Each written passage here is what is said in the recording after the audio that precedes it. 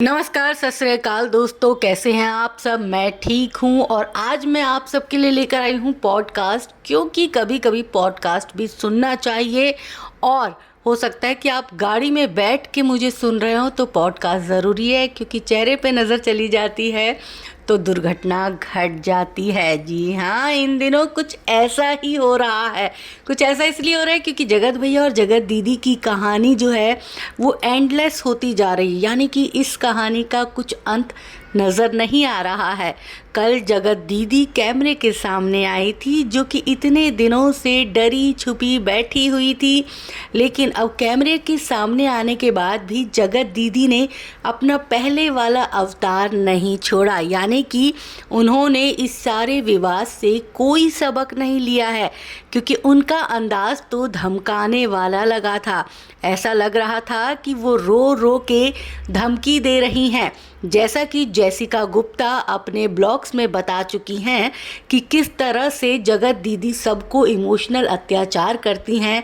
और यही वजह रही कि बहुत सारे इन्फ्लुएंसर, बहुत सारे यूट्यूबर उनके अंटे में आ जाते हैं, डर जाते हैं कि कहीं हमारी वजह से इसने कुछ कर लिया तो हमारा नाम खराब हो जाएगा, खामखा हम किसी पचड़े में पड़ जाएंगे। और इसीलिए बहुत सारे लोग जगत दीदी की चीज़ों को इग्नोर करते आए थे, और अब यही चीज़ व्यूअर्स को भी देखने को मिली है। फैंस को भी वही महसूस हो रहा है जो हमें महसूस हुआ है, क्योंकि हमने वो लाइव देखा तो हमारा दिमाग सटक गया। आती माझी सटकला। क्यों? क्योंकि उस लाइव में दीदी का वही इमोशनल अत्याचार था। दीदी लोगों को सबक सिखाने की बात कर रही थी। दीदी लोगों को ये बता रही थी कि भगवान ऊपर बैठा सब देख रहा है। दीदी कर्मा की बात कर रही थी, जो खुद कर्मा से बिल्कुल भी नहीं डरती हैं। दीदी बद्दुआएं दे रही थी, जो कि उनका फेवरेट काम है, यानी कि अगर आप उनके बारे में कुछ नेगेटिव बोल देते हैं तो आपको बद्दुआएं झेलनी पड़ेगी। दीदी, अगर आप मुझे सुन रही हैं तो माफ़ कीजिएगा, मैं आपके बारे में कुछ भी गलत नहीं बोल रही हूँ। हमारा काम तो सिर्फ बोलना है, सही गलत आप खुद तय करें। हम तो सिर्फ सच पर बात करते हैं, फैक्ट पर बात करते हैं। अभी जो दीदी रो धो कर दिखा रही हैं, लोगों के सामने आ रही हैं, अपने फैंस को दोबारा से इन्फ्लुएंस करने की कोशिश कर रही हैं, तो जगत दीदी वैसे भी बहुत सारे फैंस आपके अंटे में ही हैं, तो आपको रोने धोने की कोई ज़रूरत नहीं। आपको तो लाइव आना था अपना पक्ष रखने के लिए, लेकिन आपने अपना पक्ष तो रखा नहीं। आपने रोना धोना शुरू कर दिया, वही इमोशनल अत्याचार और वही वो एक सहमी डरी ऐसी औरत का जो अवतार आप लोगों को दिखाते हैं। इस बार भी आप लोगों के दिमाग से खेल गई।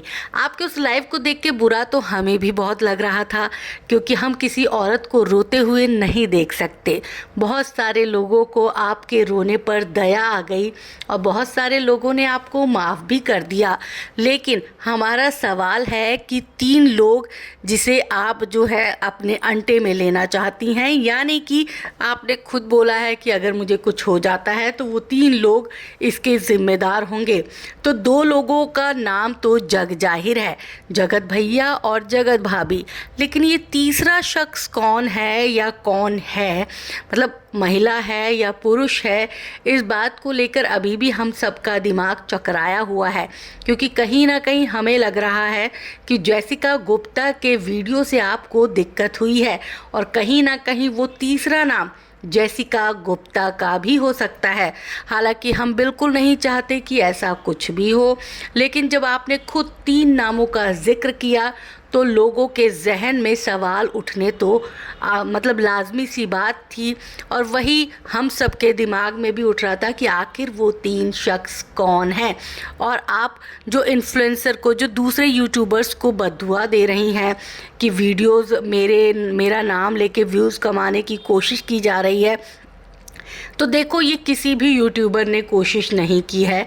सब लोग जो है सिर्फ रिएक्शन वीडियो बना रहे हैं। आपके नाम से पैसा कमाने या खाने की किसी को ज़रूरत नहीं है। आप बहुत अच्छा वीडियो बनाती हैं, लेकिन जब सोशल मीडिया पर ये रायता फैला तो इस रायते को समेटने के लिए बहुत सारे क्रिएटर्स जो हैं वो सामने आए और बहुत सारे लोगों ने इनडायरेक्टली आपकी मदद की है। आपको उन सब का शुक्रिया अदा करना चाहिए। इसमें हल्का दीदी भी शामिल हैं, क्योंकि हल्का दीदी भी लगातार अब आपका सपोर्ट करती हुई नज़र आ रही हैं। तो ऐसे में आपको हल्का दीदी का भी तहे दिल से शुक्रिया करना चाहिए। ऐसा ना हो कि आप उनके साथ भी जगत दीदी जैसा ही व्यवहार कर दें। वैसे ये हम नहीं कह रहे हैं, ये तो कहना है आपके सो कॉल्ड फैंस का, जो कि आपके अंधभक्त हैं। वो लगातार यही कह रहे हैं कि दीदी आके रोई, दीदी सच्ची है इसीलिए आंसू निकल गए। लेकिन बहुत सारे लोग जो हैं वो आपका पैतरा समझ गए हैं। लोगों को पता चल चुका है कि आप इसी अंदाज में पहले भी कई कारनामे कर चुकी हैं। आपको तो अपना पक्ष रखना था, लेकिन आप इमोशनल अत्याचार कर गई, यानी कि दीदी दिमाग से खेल गई भाई। और अब अगर आपका रोना धोना हो गया हो तो आप अब इत्मीनान से कैमरे के सामने आइएगा और बिना रोए धोए अपना पक्ष रखने के साथ ये भी बताते हुए जाइएगा कि वो तीसरा शख्स कौन है, क्योंकि तीसरे शख्स के नाम को लेकर काफ़ी अटकलें लगाई जा रही हैं। कुछ लोग कह रहे हैं कि वो सुमित महल है, तो कुछ लोग कह रहे हैं माफ़ कीजिएगा जेसिका दीदी हैं। तो अब ऐसे में कन्फ्यूज़न तो बनता है। हालांकि सुमित महल क्यों है, इस बात को लेकर कई सवाल खड़े हो सकते हैं, क्योंकि सुमित महल से तो आपकी इंगेजमेंट हुई थी और आपके कम्युनिटी पोस्ट के मुताबिक आपने इंगेजमेंट खुद तोड़ी है, शादी आपने खुद तोड़ी है। तो ऐसे में सुमित महल शायद ही वो तीसरे शख्स हों। हालांकि कुछ भी हो सकता है। तो आप इस बार जब लाइव आएंगी या वीडियो बनाएंगी तो ये चंद चीज़ें जो हैं ज़रूर क्लियर करिएगा। इंतज़ार रहेगा आपके अगले लाइव या अगले वीडियो का।